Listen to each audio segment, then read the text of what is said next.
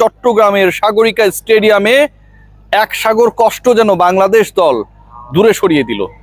টানা 3টা home series জয় র্যাঙ্কিংয়ে বেটার টিমের বিরুদ্ধে, এবং এই জয় যতটা স্বস্তির তার চাইতে আজকের এই জয়ে সিরিজ নিশ্চিত হওয়া দুটা মানুষের জন্য ভয়ঙ্কর ধরনের স্বস্তি ক্রিয়েট করেছে। তারা কারা সেই ডিসকাশনটা একটু পরে করব, তবে তার আগে বলতে চাই আজকের এই সিরিজ নির্ধারণী ম্যাচে বাংলাদেশ যখন টানা তৃতীয়বার টস হেরে ব্যাট করতে নামলো, 31 রানের মধ্যে টপ 3 নাই, 10 রানের আগে টপ 2 নাই।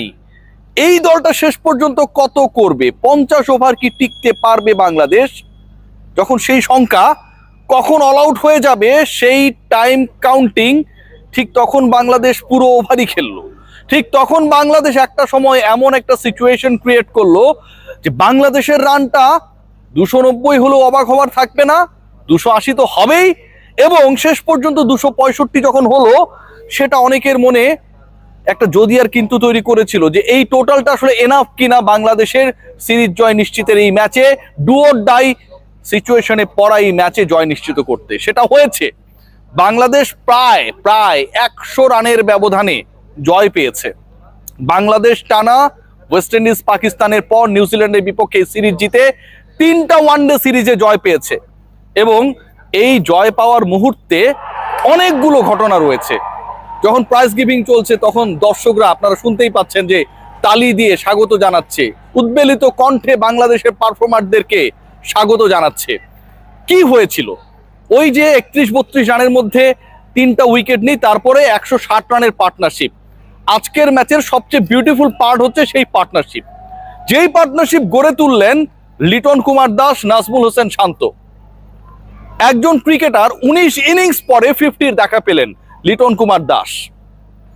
সবশেষ পাকিস্তানের বিপক্ষে সিরিজের আগে যার 8 ইনিংসের 5টাই ছিল 0, ওয়ানডে ফরম্যাটে লিটন চলেন কি চলেন না সেই আলোচনাটা যখন তপ্ত কড়াইয়ে বুদবুদ ফেলা তেলের আগুনের মতো, ঠিক তখন লিটন কুমার দাস যেন নিজেকে পুনর্জন্ম দিলেন। লিটন কুমার দাস গড়লেন নাজমুল হোসেন শান্তর সাথে, অথবা নাজমুল হোসেন শান্ত গড়লেন লিটনের সাথে 160 রানের অসাধারণ একটা চতুর্থ উইকেট জুটি। বাংলাদেশের এই পার্টনারশিপের মাহাত্ম্য কতটা?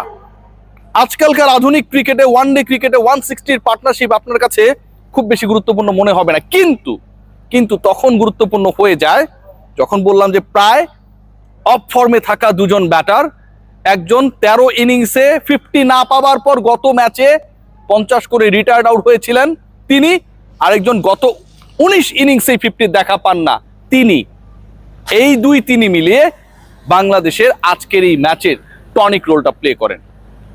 লিটনের প্রতি আক্ষেপ বা দুঃখের জায়গাটা যে তিনি যেভাবে খেলছিলেন, বোল্ড হয়ে যখন আউট হয়ে গেলেন তার আগের ওভারেই যেভাবে টানা 4 আর ছক্কা মারলেন, স্পটে দাঁড়িয়ে যেভাবে বল বাউন্ডারি লাইন ক্রস করিয়ে দিলেন, সেই লিটনের কাছ থেকে শেষ পর্যন্ত শতক দেখতে না পারাটা একটা বড় আক্ষেপ।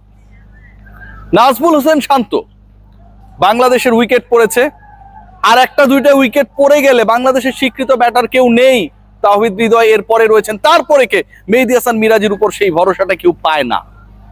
ঠিক ওই জায়গায় থেকে যেভাবে অলমোস্ট 90 স্ট্রাইক রেটে ব্যাট করে গেলেন, সাবলীল ব্যাটিং করলেন, ইন্টারন্যাশনাল ক্যারিয়ারের 12তম শতক, ওয়ানডের চতুর্থটা আদায় করে নিলেন, নিঃসন্দেহে নাজমুল হোসেন শান্তর আগের 11টা সেঞ্চুরির থেকে এই একটা সেঞ্চুরি, আজকের সেঞ্চুরি, পাহাড়ি সাগরিকার সেঞ্চুরি, 105 রানের ওই ইনিংসটা সবচেয়ে স্পেশাল।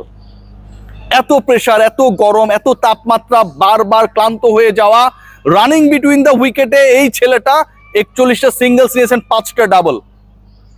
কি অসাধারণ খেলেছেন।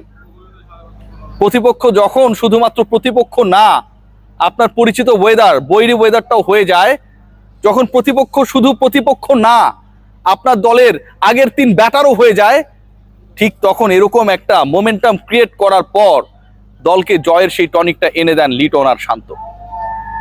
বাংলাদেশ দলে 265 এনাফ হয়েছে, কারণ এরপরে ছিলেন বাংলাদেশের এক্সপ্লোসিভ দুজন ক্রিকেটার, মুস্তাফিজুর রহমান এবং নাহিদ রানা। নাহিদ রানা যেন কদিন আগে তাকে যে তুলনাটা করা হয়েছিল যে পাকিস্তানের ওয়াকার ইউনিসের সাথে, সেই তুলনার বাস্তবায়নকে তার চ্যালেঞ্জ হিসেবে নিয়েছেন। ঢাকার ওই হিউমিড সিচুয়েশনে 5 উইকেট হল, স্পোর্টিং উইকেটে, দারুণ উইকেটে, যেখানটায় ব্যাটাররা রান পান সেখানটায় নাহিদ রানা উইকেট পাওয়াটাকেই তার নিয়ম বানিয়ে ফেলেছেন। এই ম্যাচে দারুণ করেছেন, 150 ছুঁই ছুঁই গতিতে বল করেছেন, স্ট্যাম্প উপড়ে ফেলেছেন 147 কিলোমিটার বলে। এবং একই সাথে প্রতিপক্ষ যখন পার্টনারশিপ করার চেষ্টা করছিল, যখন মনে হচ্ছিল 3 উইকেট চলে গেছে, এই পার্টনারশিপটা ভালো হচ্ছে, ঠিক ওই সময়টা মুস্তান, রানা তারা তাদের মতো করে অ্যাটাক করেছেন। পুরো ম্যাচের চিত্রনাট্যে এদের বোলিং, বাংলাদেশের ওই চতুর্থ উইকেটের পার্টনারশিপ, এর বাইরেও ইন্টারেস্টিং কিছু ফ্যাক্ট থাকে। মেহেদী হাসান মিরাজের সেই ক্যাচ, যেভাবে ঝাঁপিয়ে সেই ক্যাচটা নিলেন মুস্তাফিজের বলে, যত হাহারিয়েক ছিল এবং যত হাহারিয়েক লোড হচ্ছিল সব যেন লাভে কনভার্ট হয়ে গেল মিরাজ যখন সেই ক্যাচটা নিয়েছেন। অসাধারণ ক্যাপ্টেন্সি করেছেন, টাইট বোলিং করেছেন, ব্যাটিং এ নেমে কেউ যখন ভরসা পাচ্ছিল না 100+ স্ট্রাইক রেটে ব্যাটটাও করেছেন। মেহেদী হাসান মিরাজ টানা 3টা সিরিজে নেতৃত্ব দিয়ে হোমে, ওয়ানডেতে র্যাঙ্কিং এ 10 নম্বর দলটাকে উপরে তোলার ক্ষেত্রে সামনে থেকে নেতৃত্ব দিয়েছেন আজকের ম্যাচে। What about Towhid Hridoy? অনেক আক্ষেপ ছিল, প্রশ্ন ছিল। 48তম ওভারের শেষ বলে কি কারণে শরীফুল ওই সিঙ্গেল নিতে চাইলেই তিনি অ্যালাউ করলেন? 49তম ওভারের শেষ বলে নিজে স্ট্রাইকে থেকে কেন 2 রান নিলেন? 1 রান নিলে তো তিনি স্ট্রাইকে থাকেন শেষ ওভারটায়। কিন্তু এন্ড অফ দ্য ডে আবারও ওই মুস্তাফিজের বলে যেভাবে ঝাঁপিয়ে পড়ে ক্যাচ নিলেন, এক হাতে তালুবন্দি করার পর ব্যালেন্স হারালেন না। অসাম। বাংলাদেশ দল যেদিন খেলে সেদিন সবাই দেখে, সবাই দর্শক বনে যায়। আজকের দিনটাও ছিল ঠিক সেরকম। শুরুর দিকটায় সবাই দর্শক বনে গিয়েছিল বিরক্তি নিয়ে। ব্যর্থ হয়েছেন সৌম্য সরকার আরো একবার, ব্যর্থ হয়েছেন সাইফ হাসান আরো একবার, ব্যর্থ হয়েছেন আগের ম্যাচে আশা জাগানিয়া, তানজিদ তামিম আরো একবার। কিন্তু বাংলাদেশ দল অন্তত হোমে সেই ট্রেনটাকে ফিরিয়ে আনার ব্যাপারে সফল এবং ধারাবাহিক। একটা সময় ছিল যে বাংলাদেশ যখনই মাশরাফি বিন মুর্তজার সেই টেনুরটাতে, যখনই বাংলাদেশ হোমে খেলতো, ওয়ানডে খেলতো, প্রতিপক্ষ ভাই যেই হোক না কেন বাংলাদেশ সিরিজটা জিততো। সেই জায়গা থেকে হুট করে বাংলাদেশের ক্রিকেটটা যেন এলোমেলো হয়ে গেল। সেই একই জায়গায় যেন মেহেদী হাসান মিরাজের দল, লিটনের দল, শান্তর দল, তাওহিদ হৃদয়ের দল, তানজিদ তামিমের দল, মুস্তাফিজের দল এবং নাহিদ রানার দল আবারও সেই অতীতকে, সেই দারুণ সময়টাকে ফিরিয়ে আনার চেষ্টায় মগ্ন। আজকের এই জয় সবচেয়ে বেশি স্বস্তি দিয়েছে 2টা মানুষকে, শুরুতে বলেছিলাম সেই 2টা মানুষকে।